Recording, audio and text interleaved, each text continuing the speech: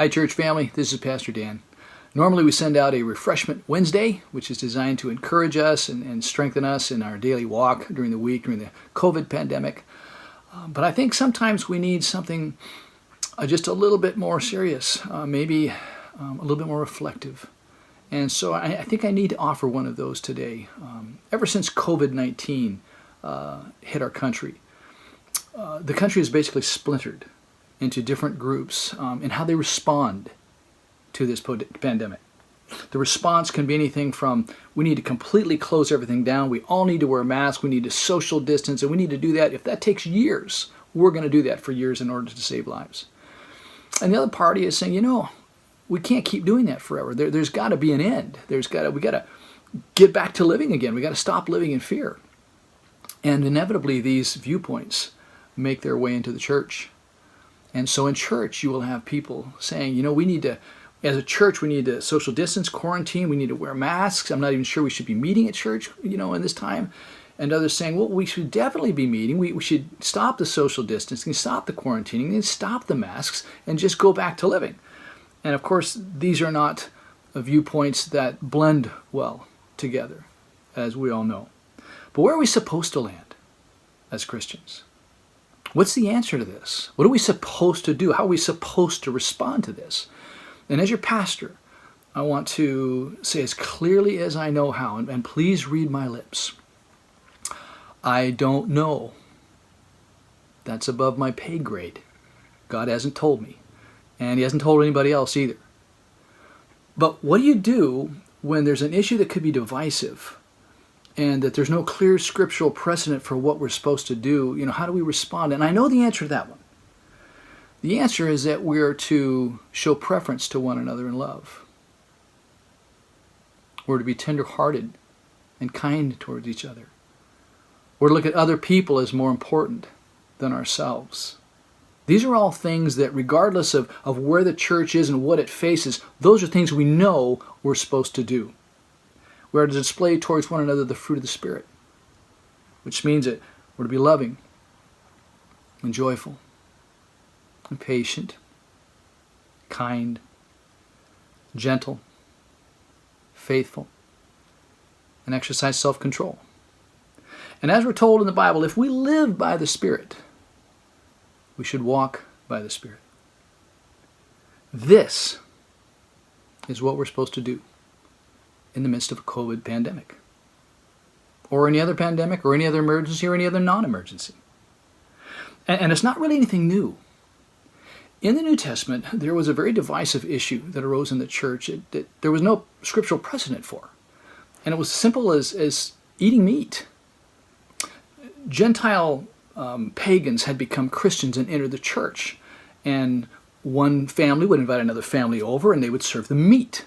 And the one family that had come out of paganism and was now Christian realized that this meat had been offered to idols. And they said to their other Christian pagan brothers who had just become Christians themselves, how can you eat this? Don't you remember that this is meat that was offered to the idols?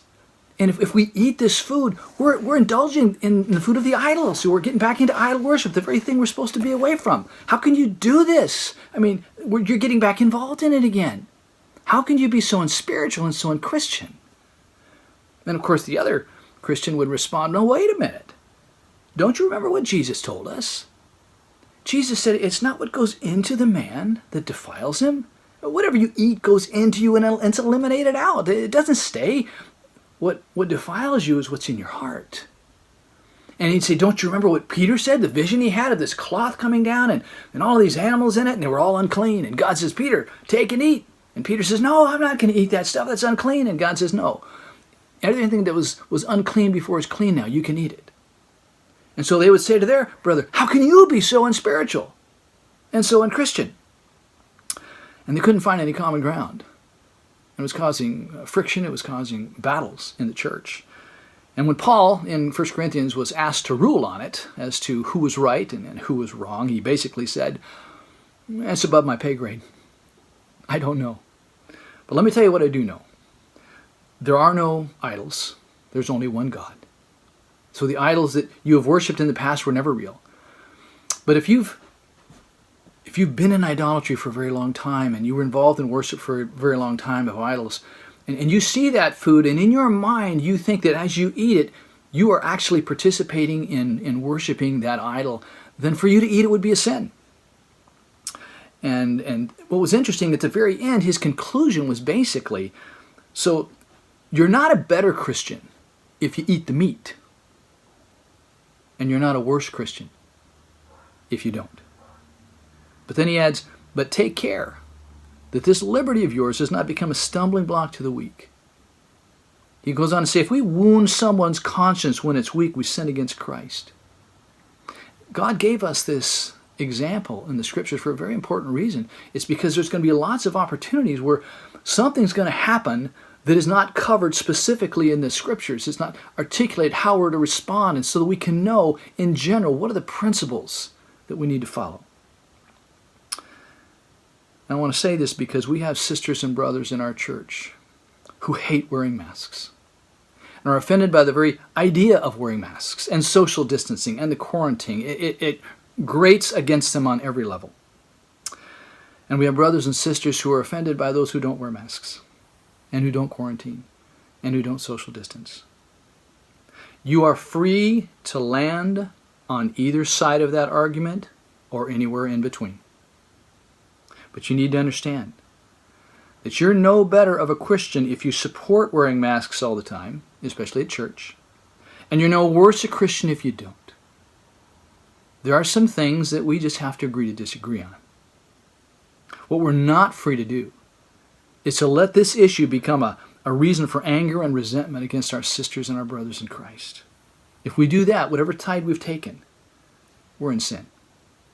We need to run our attitudes through the grid of the fruit of the Spirit. Guys, this pandemic isn't going to last forever. It's going to pass. And through it, though, God is kind of giving us a pop quiz. This is what fellowship is like when it's hard. You know, when everything's going easy, fellowship's a blast. What about when there's some real issues that you can disagree on? How do you find fellowship there? Well, it's a lot harder, isn't it? But that's real fellowship. So guys, if you don't feel comfortable coming to our service because we're wearing masks, that's okay. We get it. Join us virtually. Worship with us. Praise with us. And if you're frustrated that we're still wearing masks at church, that's okay. Join us virtually. Pray with us. Worship with us. Don't let Satan use this to build up resentment against one of your sisters and one of your brothers in Christ. Our struggle, as Paul told us in Ephesians, it's not against flesh and blood, but against the rulers, against the powers, against the world forces of wickedness in the heavenly places.